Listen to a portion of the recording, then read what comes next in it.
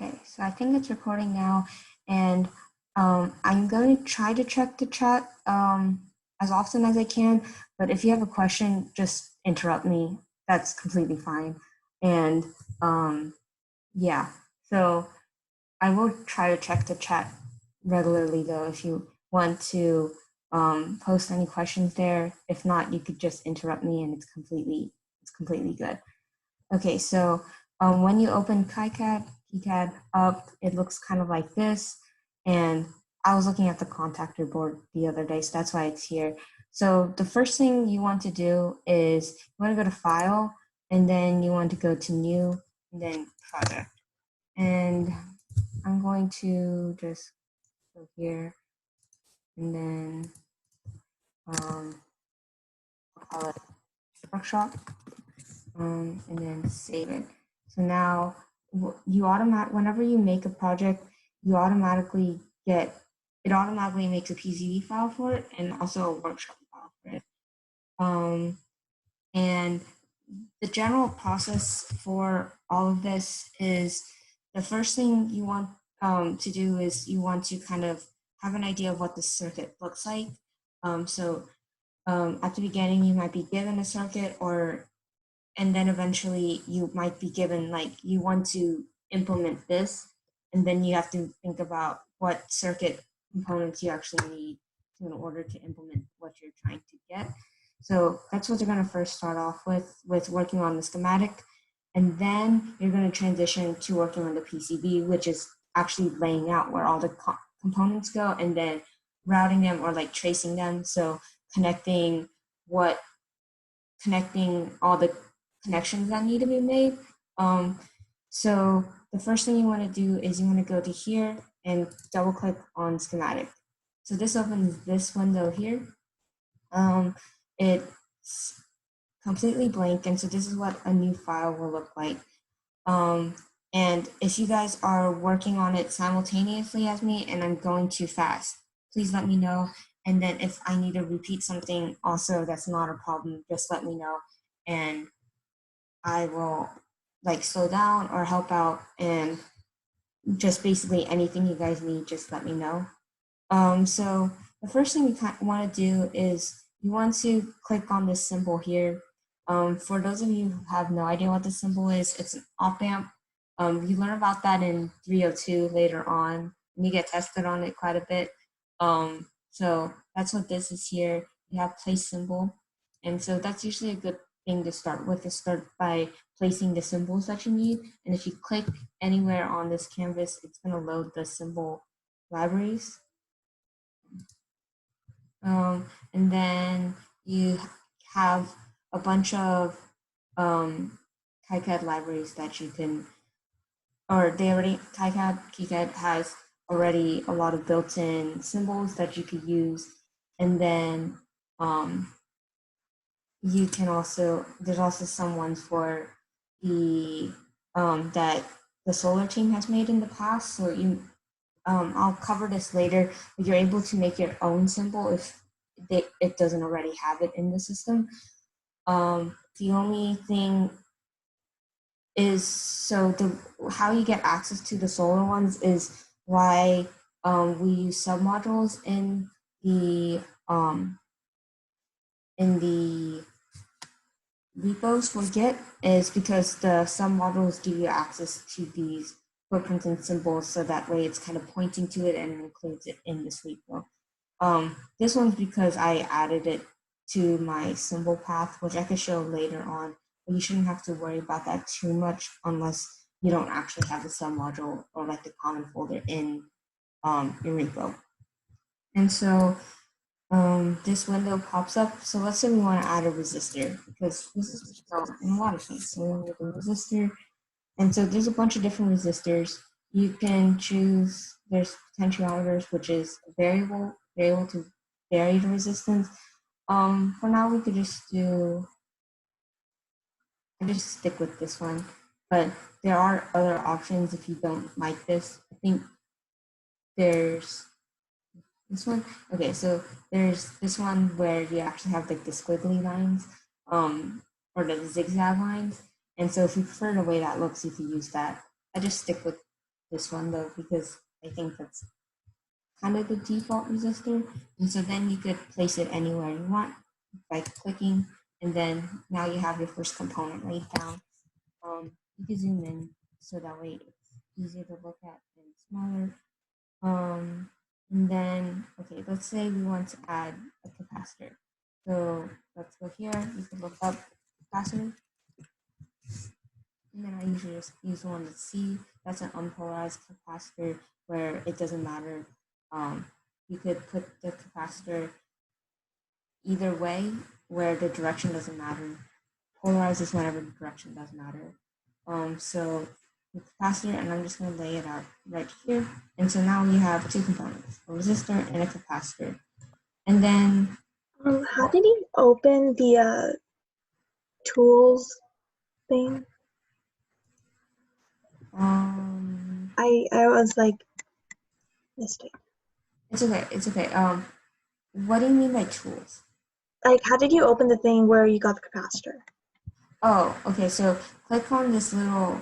Okay. So whenever you start laying out components, you want to click on this the op amp on the top right, and then. So you always click on that. Okay. Okay. And then notice how once you're on this, this is still selected, so you don't have to click on it every single time. Okay. So that's why whenever, let's say I want to add like another resistor, you could just look up resistor, and it does keep track of the ones you recently used, and then click it here. And the reason why I didn't have to click on this op amp again is because it's still selected. So you could just keep clicking it. But let's say like you escape it, and now you're back to mouse. When you click, you're not going to be able to select or lay down components. But if you go back here, then you're back to able to. Hopefully that answered your question, Misha. Yeah. Okay.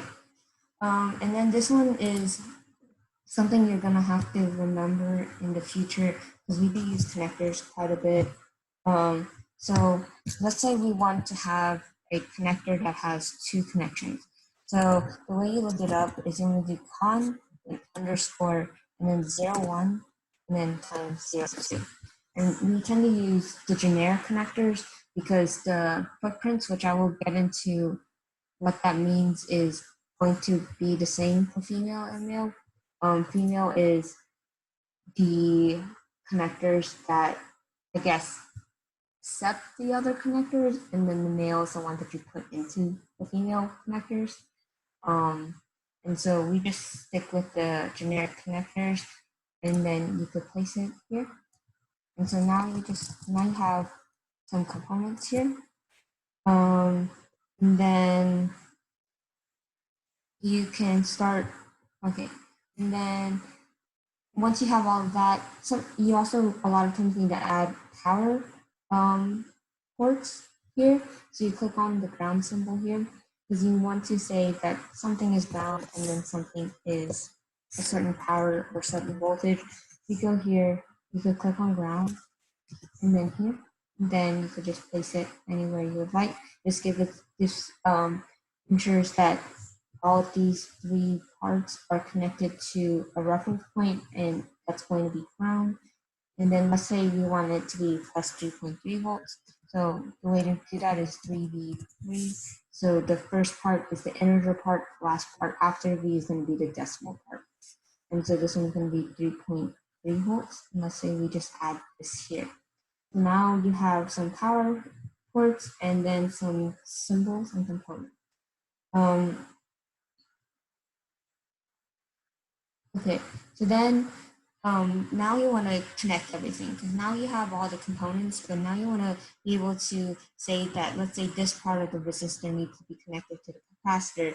Both need to be connected to plus 3.3 volts. So you're telling the software what needs to be connected to what. So the way to do that is you want to click on this little green symbol here, or green line, and that's to place a wire. You connect this here, and then connect it. Notice how those little circles go away, which means that it's been connected properly. And then you could go here, and then connect it. And then this here means that there's, I guess, more than one connection. So that's a node here, so that's what that green circle is. And you can connect it to plus 3.3 volts. And then let's connect it to the connector, and then connect these.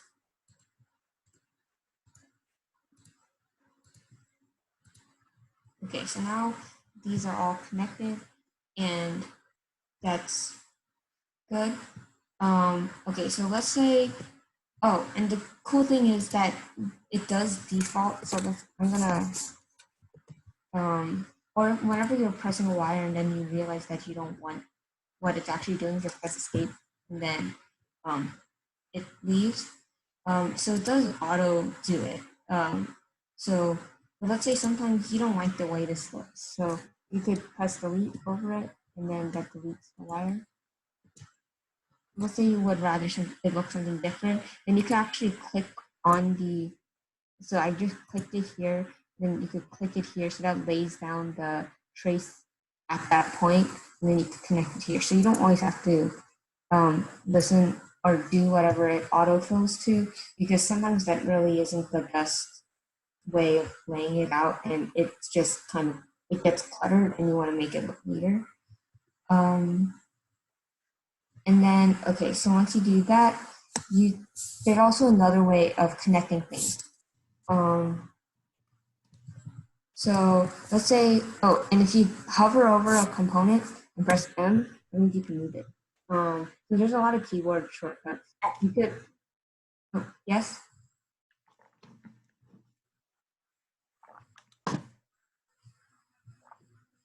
Okay, so you can also see all the shortcuts here. If you right click on this component, you can move it, you could drag it, you could change the orientation of it, you could open the properties of it, which I'll get into what that means.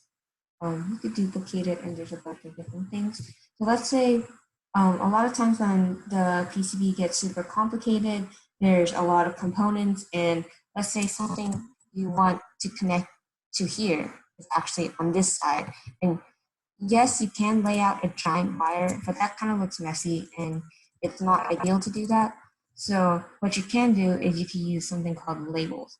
So if you go here where there's an A on top of a green trace, you could click where you want that label. Let's say we want this to be 3.3 volts because that's power. And then you click it, then you click it on the wire, and then you can also do ground here. So then you want to connect this to here.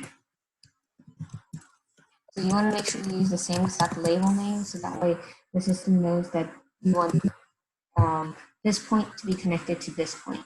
And so then so you can directly connect it to the connector. I like to add like a little bit, I like to add traces and wires to it just because I think it looks a little better. So you have the plus 3.3 volts and ground. So this is the equivalent of just laying out the trace directly. So you could do it either way. Usually when it's small, you don't have to worry about having to do it. You don't have to worry about having to use labels. So you could just connect it like this, but both lead to the same exact goal. And if you press G, you can move the component around while also moving the wires. If you hover over the component that you want to move. And so now you have things laid out and connected. Now you want to tell the system maybe, and so the schematic is a good, like, it's a circuit diagram of the circuit that you're going to lay out. And so a lot of times when you're looking at it, you're going to look at the schematic to see what's actually going on because it's a diagram of the layout, I guess. So if you hover over a component and press E, then you're opening the symbol properties. So right now there's a reference, there's a question mark here. That's eventually going to change into a number, and I will get into how that happens later. So then you can also change the value of it. And so this value doesn't actually appear on the PCB layout, but this is good for like note taking and making sure that the circuit you're making is going to be what you actually want to do. So let's say you want this to be a 10K resistor. You can just write 10K. I know some people, they add the units, but since it's a resistor, it's assumed that it's going to be in ohms, so you can just leave it as 10K. And so notice how that R became 10K. The other things that you could do is you want to assign a footprint as well to it. There's multiple ways that you can assign footprints. One way is you could directly edit it in this symbol properties here. So you could do footprint and then click on this little library or book icon here, which opens the footprint library browser. It's a resistor, and generally, unless you're told otherwise, for resistors, we're going to use a specific kind of resistor size. And so if you go to here and go to resistor SMD, SMD means it's surface mount, so that means there's not going to be a hole on the PCB. It's just you're gonna just lay it out on top of it. But if you look on underneath it on the PCB, then actually underneath it, then you're not going to be able to see the other side of it, or that there's a resistor on the other side. You could tell we usually use the 0805 metric. That's the 0805 is the size of it.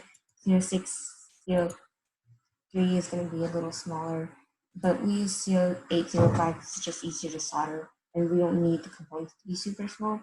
So you could double click on that. Just for comparison's sake, THC means through hole. So notice the surface mount one just has pads. There is no hole on the other side. If you actually go to the resistor through hole one, you notice how there's an actual hole to the other side of the board.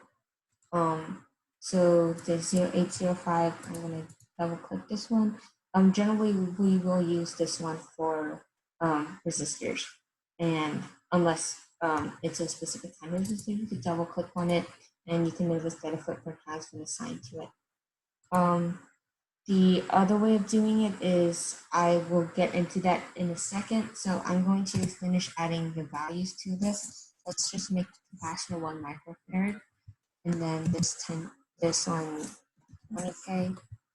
And then generally for connectors, you saw Sujin do this.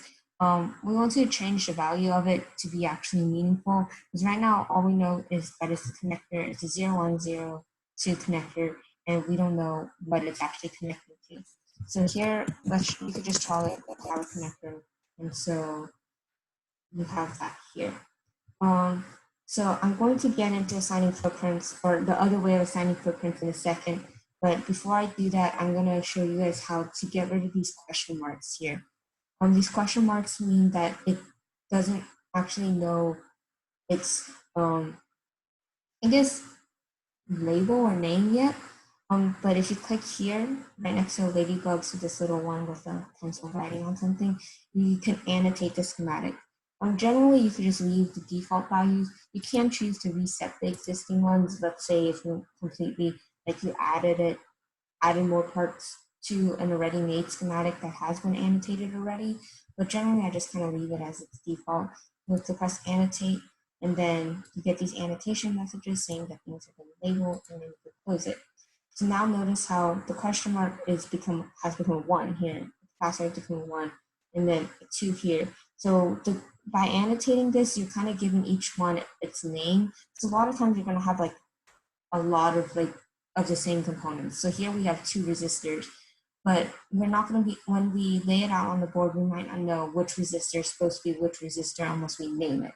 So annotating it basically gives it its unique name or label, so that way we're able to identify which resistor is which. So this one's going to be R1, R2. Let's say we added another capacitor, that would just be C2, and another connector will be J2, and so on. So that's how you would annotate it. And then if you want to assign footprints the other way, rather than just doing it the symbol properties, let's say you want to add symbols or add footprints to it all at once, you click on this button here on the right of the ladybug. It says assign footprint, PCB footprints to schematic symbols. So it loads it here. It takes a little while to load.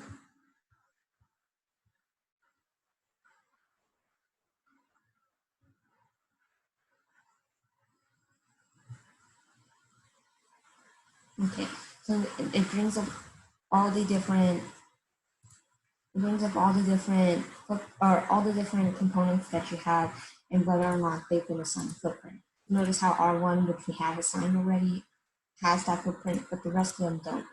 So we want R2 to be the same footprint. And footprints are basically its real life equivalent of that symbol. Because if you've looked at circuit components before, there's a ton of different kinds of the same, like resistor, for example. Some of them go through the PCB, some of them just lay out. There's a bunch of different sizes of it. So what this is telling the system is that when I say I want this resistor, what I actually mean on the PCB is I want a resistor that's shaped like this. So make sure that you lay out, or make sure that when you're putting the resistor on the PCB, that you're putting the right resistor in the right shape on it. That would hopefully make sense soon, make sense more soon. But let's say you go here, R2, you want to do it the same 0805 metric, just double click on this here, and then you have it added. So for connectors, for now, we could just do a generic connector header. So you could do connector pin header 2.54 millimeters. Make sure that it matches. So this is a 1x2 one. You want to make sure you do a 1x2 pin header or connector, and don't do like 1x3 or 1x4 because we only need 2 connections. For now, I'll do vertical. You can choose to do it horizontal though. And then capacitors, you could go here, go to capacitors. SMD also still means surface mount. Here, and then we use the same size as the resistor, which is the 0805 2012 metric. We generally also use the same size for inductors as well, but that's the process for going through and assigning footprints and basically telling the system what its real life equivalent is. So you want to press, it's important that you press apply, save schematic, and continue, and then press OK. So now if you go and see the symbol properties, notice how now the footprint, it has its actual footprint to be assigned it. So after you do that and you feel like you've laid out everything you wanted to lay out, you want to click on this ladybug here. This is the electrical rules checker, and it's going to check the circuit to see that there isn't anything that's completely wrong or completely off. So you'll get warnings or errors. So here we run. This is a common error that or warning that comes up. What this means is that you want to connect a power flag. So if you go to the power symbol here and then click power flag here, you would just want to connect to it. Basically, you're telling the computer that this is going to be actually powered like externally, and that it's a powered connection. You can run it again. Notice how there's no warnings here. So yeah, so let's say you deleted this connection here, and then you run it. Notice how it says pin is not connected, and so it's going to tell you if something is not correctly connected or not. So let's say we want to re-add it back. Okay, so let's say now there's a few more things that I want to get into before I get into or move on to other next stage of it. Also, make sure you save regularly because it can crash, and if it does try to auto save it regularly, but you don't want to lose the work that you did, so make sure to save it regularly. This here, I'm gonna go over what these mean in the more advanced topics, and same with these here. But this one is basically a no connection flag. So let's say we need this power connector here, and we want to connect ground, but let's say for some reason we just don't want to connect it to the rest of the circuit. You could just run it. Notice it points that, hey, this is not connected to anything. But let's say you want it to not be connected to anything, you could place this no connection flag here, and then you run it, and then this tells the system that I know that this is not connected, but I actually want it to not be connected. So you can place that and do all of that. And then so now you have your circuit laid out in the schematic. So once you're good with that, make sure to save it. Let's say now you're good with the schematic and you want to move on. Oh, before I forget, you can also add lines to make, so these are things that can just make it neater. Or let's say you want to separate this section from the other section, you can just make a box around it. And then you can also add text. Let's say if you want to add like, you can also add text here, and so that way, let's say that way when other people are referring to your schematic, that way you it makes sense. So if you need to explain anything or say why or make a note of anything, you could do that using that. So okay, I'll stop with the schematic part for now. So let's say you have the circuit laid out, the circuit diagram laid out, and you want to start designing your PCB. Generally, this is a good place to also check before you lay out the PCB. So you could contact me, Chase, or Cedric to just double check that your circuit diagram is actually what you want it to be. So then once you have that, you can start designing your PCB, and you can click it right here. So this opens the PCB part. And now you have it here.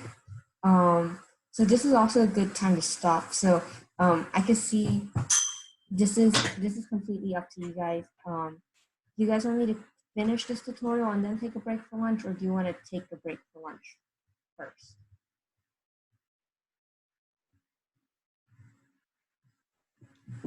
I'm good with keep on going.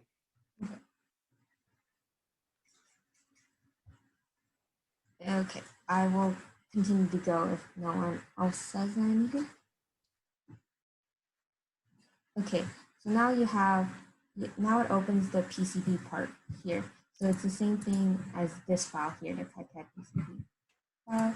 So you opened it, but it's just completely blank and you want to actually add the part. So in order to do that, you want to click here on the top header next to the ladybug, and it says update PCB from schematic. You want to click it, it tells you the changes that are being applied. You also want to click that anytime you change a schematic, and let's say you already laid out the PCB, but then you realize you forgot something. You add it to the schematic. In order to make those update those changes on the PCB, you need to also click that button as well. So you can update PCB here, close, and then you could just place it anywhere you would like. So now you have your components laid out. Generally, so notice that there's a lot of things going on here, and when there's a ton of components, then it just looks super cluttered and messy. So I just like to uncheck all of these so that way they're not being shown as well. That makes it easier to see, and then you could see what's actually going on the PCB versus the courtyard and the back layers. These are more important. I'll get into what those mean in the advanced topic when I describe how to actually make your own footprint as well. Okay, so some basics on what a PCB is. So a PCB is it's an acronym for printed circuit board, and um, I don't know how much experience you guys have with actually like using breadboards and wires and stuff, but PCBs are nice because it eliminates the need for an excessive amount of wires unless you're connecting a PCB to another PCB. So it makes it a lot neater, and then wires can also be a hassle to work with. They could break.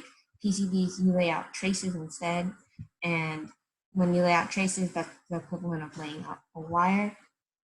Just going over some of these parts here.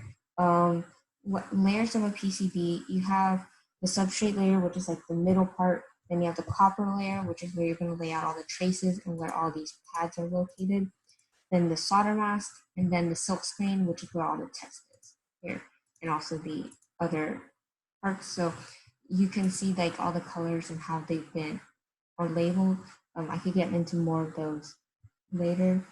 So now you have an updated PCB from the schematic, but notice how there's these little white lines here. Those are called rat's nests, and they're basically telling you what needs to be connected to what. So here it's telling you these are not connected to each other, and it should be connected to each other. You can also tell there's also some good information on the bottom left here. Unrouted tells you how many unrouted tracks need to be laid down. So you have that, and okay, so some general tools for whenever you're moving these. So notice that when you could select something just by dragging over it. If you drag from the top left to the bottom right, then it includes everything that's completely enclosed by that selection box. So let's say here you like halfway cover R2. It doesn't include R2. But let's say you drag from bottom right to the top left, J1 is only partially selected, but it becomes all selected. So that's some just, I guess, nice tricks that you could do. If you hover over a component and press M, you can move it. You can also select it and then move multiple components here. So you can move it. Oh, I need to change this. Okay. If you hover over something and you press R, then you get to rotate it. I'm going to change it because right now I had to make something that had needed a rotation angle of 30 degrees. The default rotation angle is going to be 90 degrees, and for the most part, you're going to only need to do 90-degree rotation angles, and you probably won't need to do anything else. So if you hover over it, then you're able to rotate it. Let's say and to flip it to the other side. So notice how everything here, there's like an F and a B, F, B, F, B for almost everything. F means it's the front layer, B means it's the back layer. So here you're gonna go and hover over it, and if you press F, notice how the colors change. Red becomes green, so that means that it's now on the flip side of it. And so it's also good when you're doing things that you can actually click on the 3D viewer. Right? You can press view in the 3D viewer, so then you can actually see what it looks like in real life. So notice how the capacitor that we flipped to the other side is now on the other side of the board. So I'm going to flip it back. And also, it's good to think about PCBs in like a three-dimensional space rather than two-dimensional space. You're able to flip things on the back side as much as you want, and then on the front side as well. So you don't feel like you're limited to a 2D space. I don't know if that made any sense. So then you have this, and then you want to rotate it. Generally, it's good practice to try to lay out the PCB as neat as possible in order to make the traces as neat as possible. So yes, we could have we could connect everything like this. It's not going to look that pretty though. So like then we lay it out here, lay out here, lay here, here. Now you just have a mess of traces everywhere, and so there's no organization to it. It's hard to follow. It's hard to look at, and it generally is not going to be good. So I'm gonna undo all of that. And so this is a lot of times it takes experience, and also it's a lot of trial and error. I remember my first boards, it took forever to make because I would lay out the components, try doing the traces, and then end up realizing that I would end up realizing that that's not a good component location, and then try again, and then try again. And so I'm, especially when you start working on your own boards and for the intro project, for the people who are going to start that, you're most likely going to go through multiple revisions of it. So that's completely normal and completely fine. So you can move it, you can press escape, move it, and then rotate it. You press R, and then click it. Okay, so oh no, that's not one. And then here, so there. Another way you can move things. Let's say if you need it to be in a super specific location or like a certain distance apart from each other, you can press E over it, which opens the footprint property. And you can change the position of things. Because this is this area, I guess it's an XY like plane almost. So you can see here on the bottom like Z, X, Y.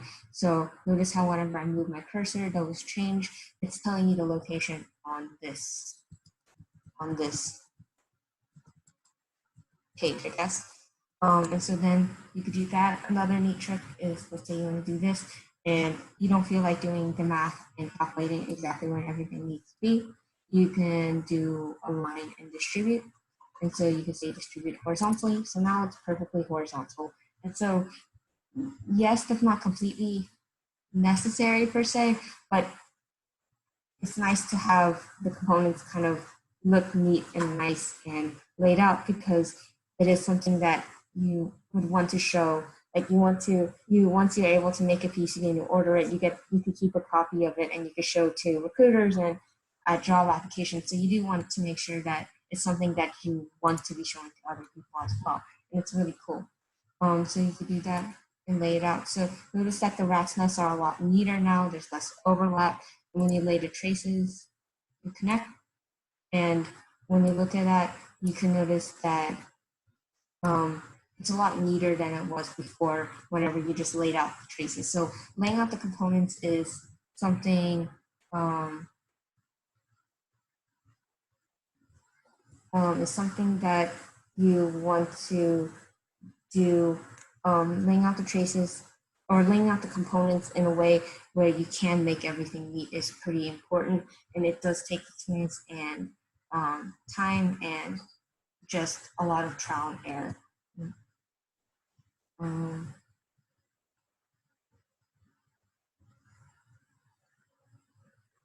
and okay, so once you do that, you can also manipulate some other parts. Also notice that the annotations that you did before in the schematic stage where you label R1, R2, you can notice that that actually gets printed on the silk screen. So when you look at the schematic here, then you know that this is R1 and C1. So notice that the actual value of the resistor and the capacitors don't get printed. It's name or annotation.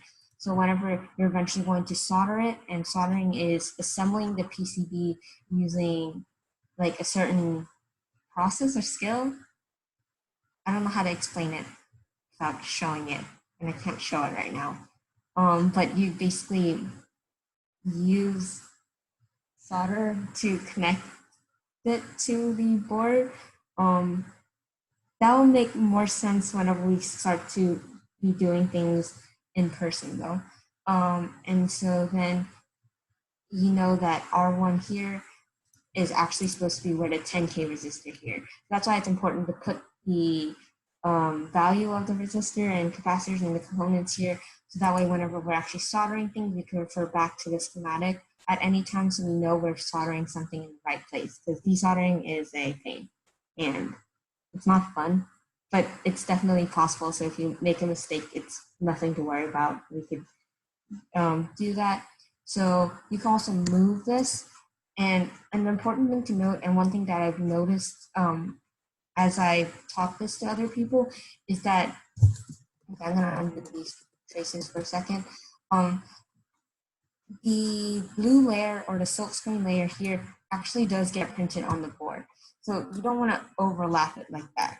Because now when you look at the 3D viewer, it's now actually overlapping on that label, and you actually want that label because you want to know what capacitor that is.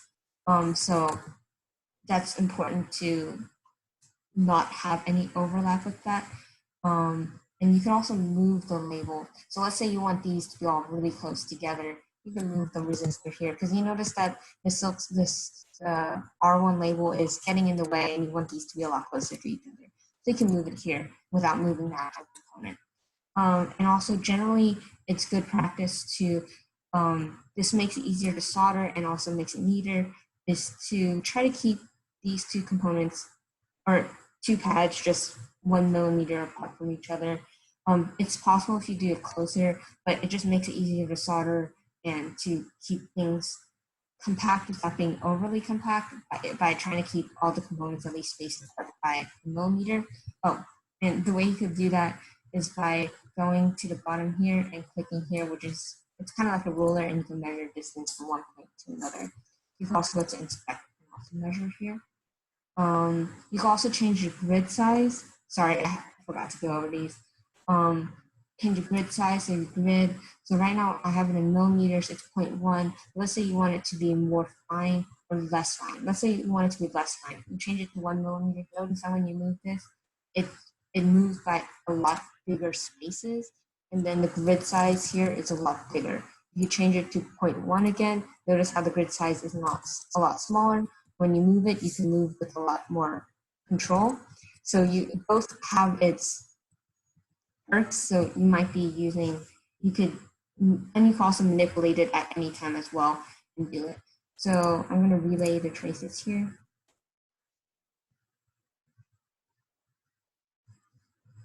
And then, okay, so now there, let's say I'm going to move this around again. So that way, okay, let's say for some reason you need,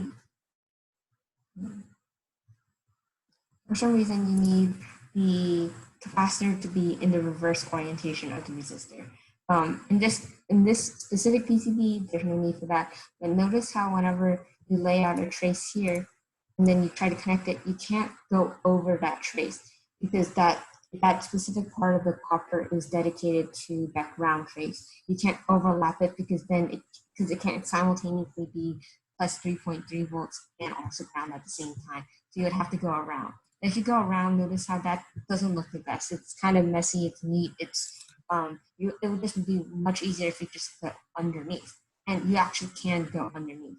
In order to do that, you can start laying out the traces because V that lays a via, and a via is basically a hole to the other side of the board. So you do this, and now notice how the trace changed colors to green, and green means you're on the back side of the board, and then you can press V again. You can actually lay out, as far as I know, you can actually lay vias on the pads of capacitors and different resistors and other components.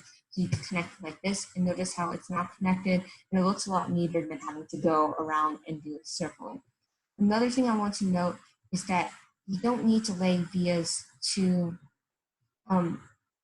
so when, notice how this connector looks very different than the resistor, and there's an actual hole here. A hole means it's connected both on the front side and the back side, so it's a through hole component.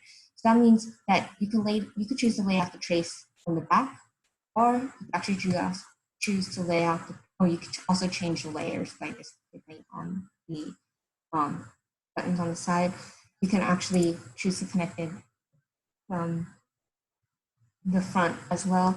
And also, before I forget, you should only be laying the vias on the pads if the pads are big enough to place the vias on. So in this case, since the pads are fairly big, you can place the vias there. And then, so back on the through hole part, so notice how since it's a through hole component, you could connect it both from the front side and the back side. So you don't need to lay a via out for the connector since you're able to connect it from both the front and the back. So I'm going to undo that and then go back to this. Okay, and I'm just going to relay out these. Okay, so then that's some traces there. You can also change the trace width size. You can do that while you're actually laying out the trace. If you press Q, then you open the track width and via size. Let's say you need to make the trace width bigger, you do 0.5. Now notice how it's a lot thicker than it was before. And then it kind of stays on it. So you could do that, or you could just right click, or if let's say you already laid out your trace and you want to change it, you can hover over the trace and press E, and then change the trace width or track the side. The reason a lot of times that you would want to do that is because the reason why you want to be able to change the trace width size is because actual current is being run through the traces, and traces can only handle a certain amount of current. So if the trace is too big or too small, then you would want to make it appropriately sized so that way it's bigger if you need it to be bigger, or generally you don't want it to be smaller than this. I don't think there's many times when you need to make a trace width smaller unless you need to save space. And you know for sure that there isn't going to be a lot of current being there. So the way to do that is,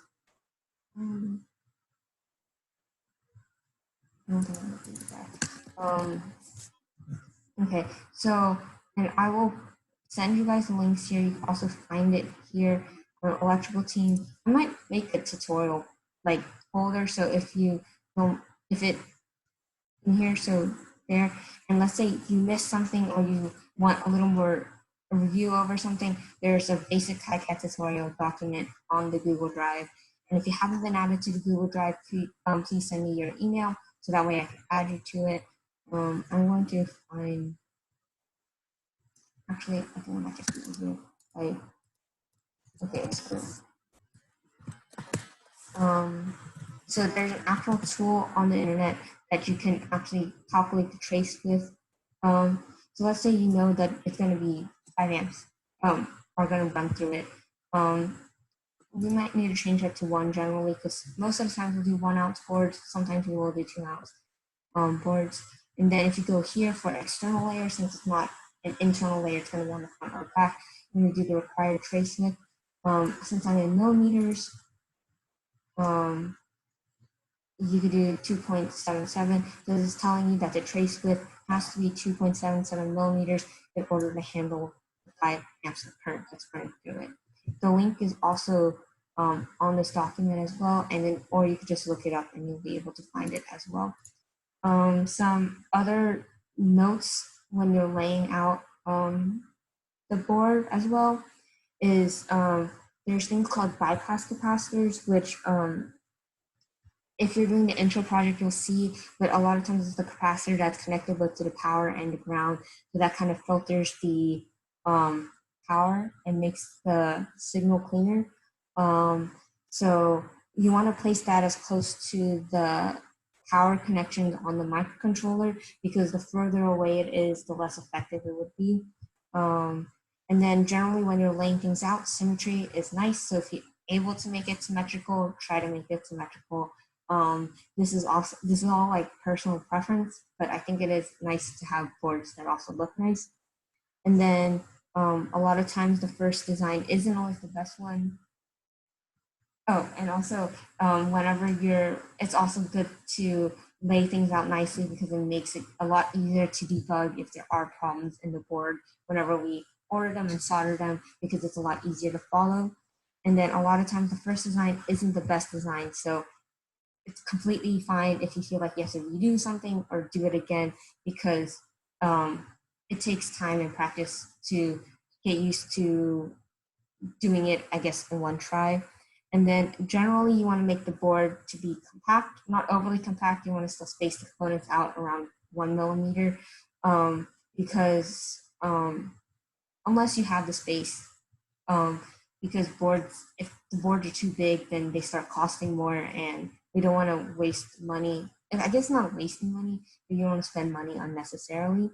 And then if you're having a hard time with just having the board looking neat, you could just have all the, let's say you just want all the, just generally just making the top layer have horizontal traces, the bottom layer have vertical traces, or having some kind of like organization system.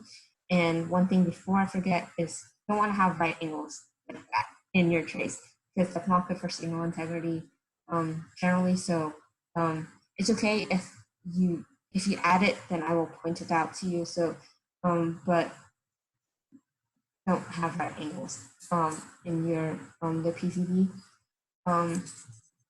And so that's some things. Okay, so let's say I think that's some just general advice when you're laying everything out. You could choose to do this next part that I'm about to explain to you later, or you could do it at the beginning.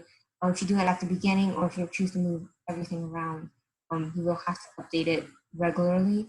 And I'll tell you how to do that. So the next thing is you click here right under the vias thing, which you can also lay out vias specifically and then add traces to it later. But you can add a fill zone. And by adding a fill zone, you're saying that let's say you want it on the copper layer and you want a ground plane. I forget to do this a lot, but you could change the connection to solid because we don't need it to be thermal release. And so you could lay it out here. And so now you have a board that has power, or now this entire part of the board is going to be connected to ground. So what that means is that this connection, you don't need it anymore. And same with this one, in this one, because now if you look at the 3D viewer, you can see how this entire part here is connected to the overall ground plane that's underneath it. And notice how the plus 3.3 volt line, it's not connected to the ground plane. And so that's how you could do that. Let's say you want to update it. So let's say you move here and you connect it. That's a really bad choice. But you go to the 3D viewer. Notice how the ground plane didn't get updated with that. Now there's a huge part here where the resistor used to be, and now you want it to be updated. So this, you press B on your keyboard, B as in boy, and then you do view and then 3D viewer. Now it's updated, and so that's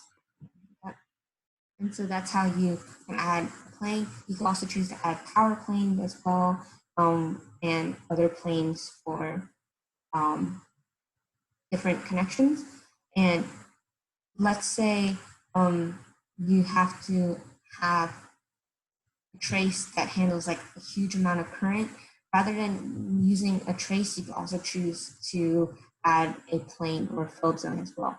You can also change the way the field zone looks by clicking here. You can do this, so that shows what actually the field zone layer is. Oh, I didn't update it, so notice that there's there.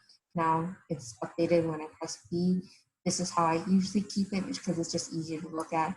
But you can also do that as well. And so that's how you do a field zone. And so then after that, notice how now the system doesn't know where what the borders of the PCB you would want. So in order to lay out the borders and the edges of the PCB, you could go here on the layers, click left side here with edge cuts here. And then if you go here and then add graphic line, you can actually lay out exactly where you want what the border of the PCB to be. So a lot of times I just lay out the rectangle initially, and then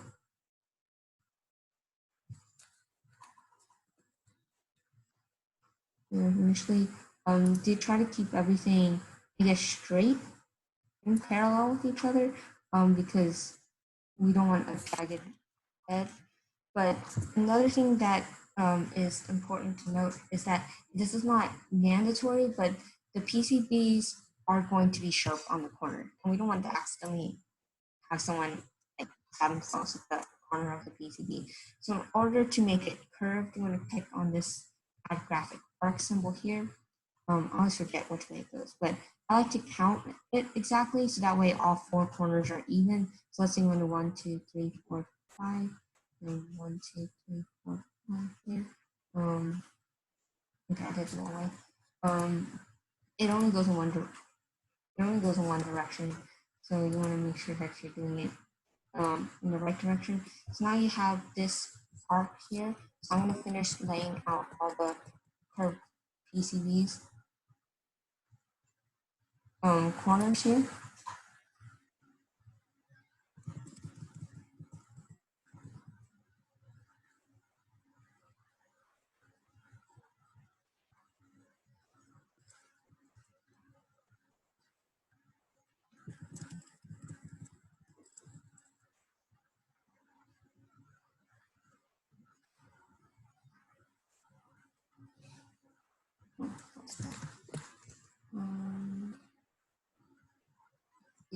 And now you have two edge cuts here. So what you want to do is you want to click on the top one and then make it connected to the bottom part. And so that way there's like a seamless connection here. So now it curves, and you want to do that to all four sides.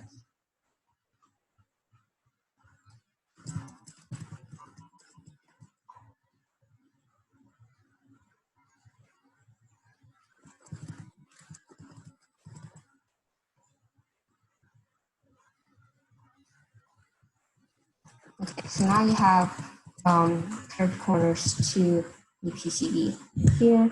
And then after that, you can also choose to add text to the PCB. a lot of times we will do that to label the PCB. Okay, so what you want to do is you want to make sure you go to the silk screen layer when you're adding text, because that's where you're going to add the text to. And so let's just, a lot of times there's a certain format, and I think it's on the electronics repo, like the README part at the bottom of it, but I could tell you also what the format is when you start making your own boards as well. So you could do text, let's just call this workshop PCB for now. Make sure that it's in the silk screen layer. Let's say we don't want it to actually be this big. Just make it quite big.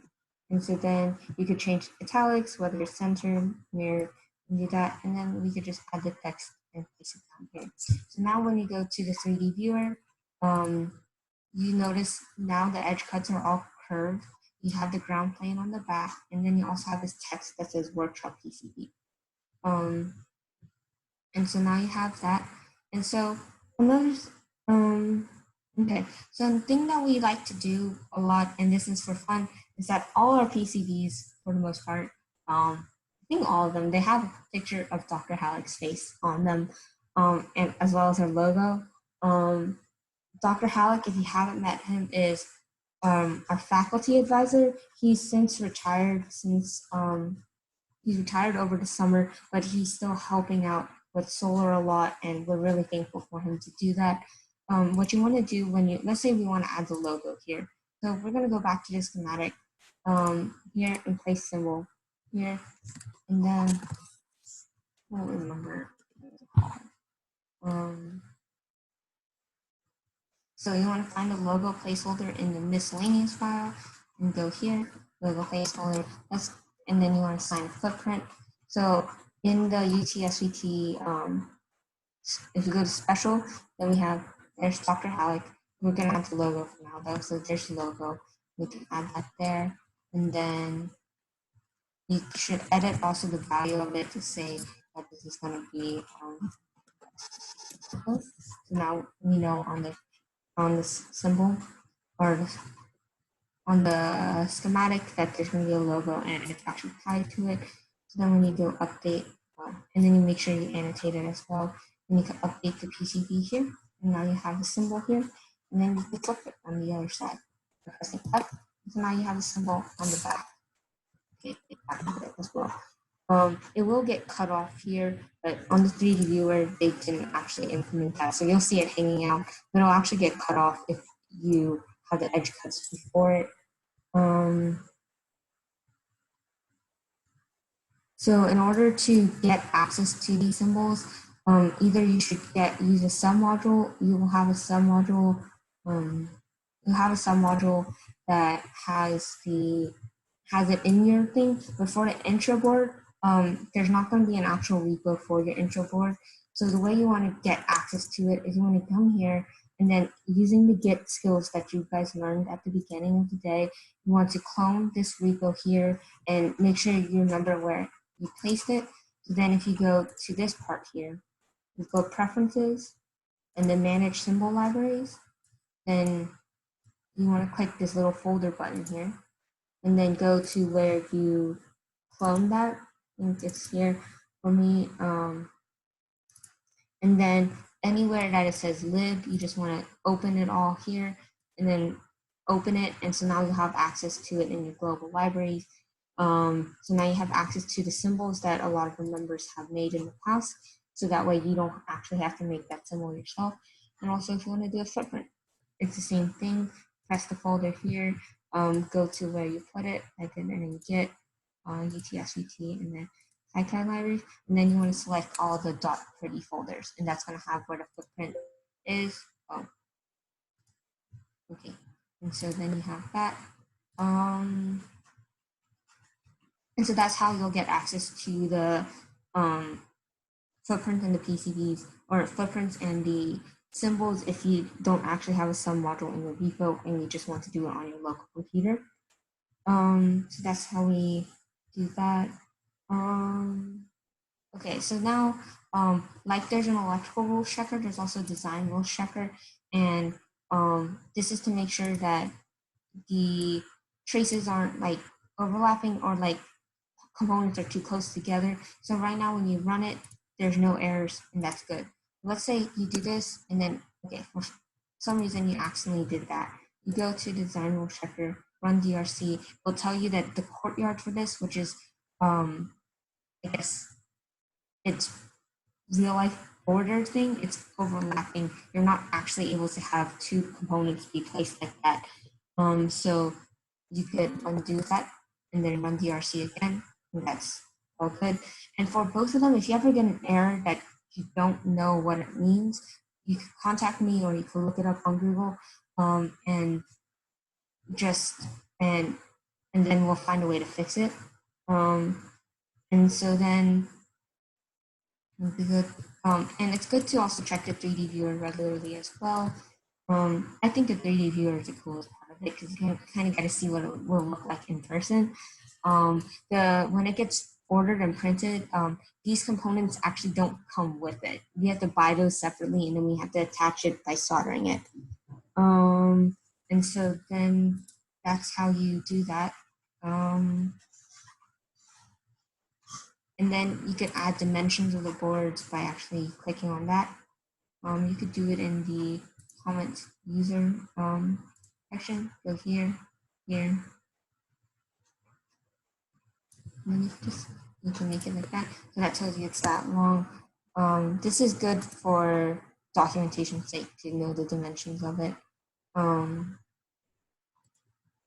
Yeah, right here, and then you have that. There's make sure you save it regularly, like you do that. And does anyone have any questions about anything I've done so far? Sorry, this is a lot, and I hope I wasn't going too fast and overwhelming you guys.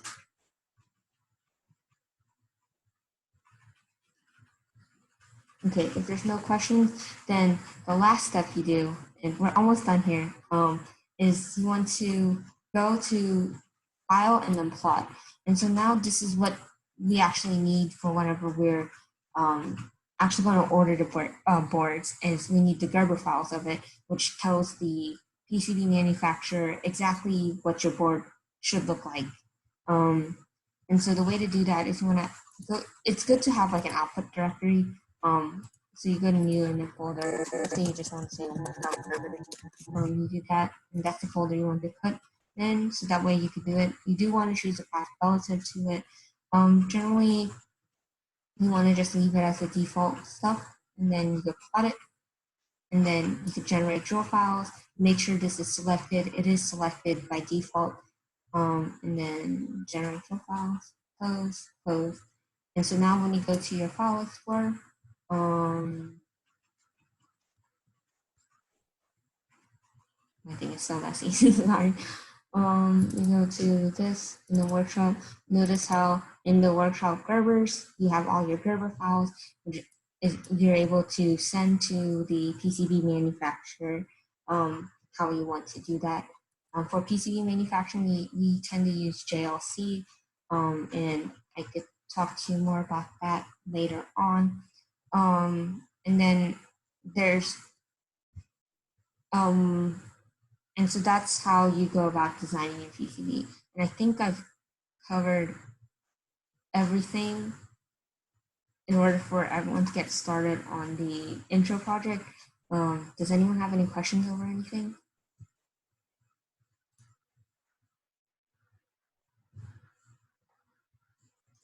Okay, sorry that was a lot.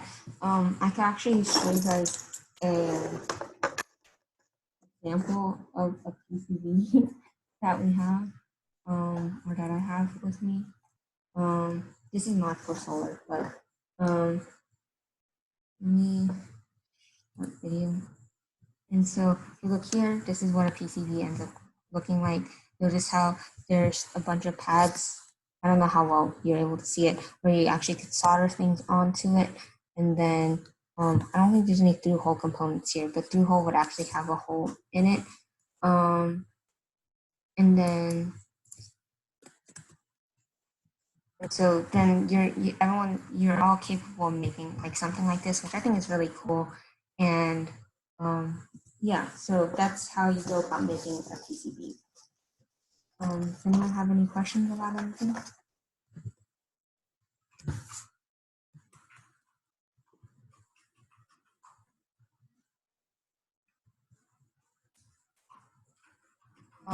If not, I can stick around for a little longer, but um, sorry, went a little overtime, and I told you guys you'll be able to eat lunch a little earlier. I'll probably do the advanced topics after lunch, so that way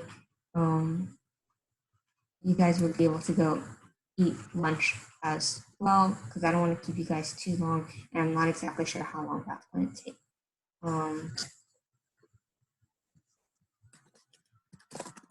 So if that's everything, I'll hang out here for a little longer.